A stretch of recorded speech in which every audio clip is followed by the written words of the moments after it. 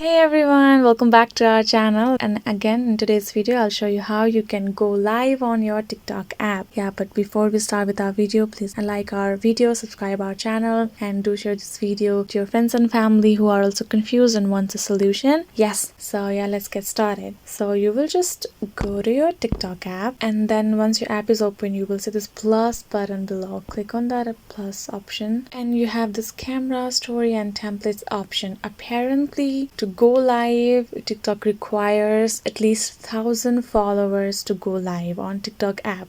So if you have 1,000 followers completed, then you will have another option called live beside templates. So if you don't have 1,000 followers, you cannot go live on TikTok, and if you're not above legal age, you still can go live on TikTok. So these are the requirements required by TikTok. If you're eligible with those needs, if you have 1,000 followers, you can easily go live by clicking this plus option below and finding that live option beside templates. So I hope this video has helped you. Please do make sure to leave comments below, and I'll see you guys next time.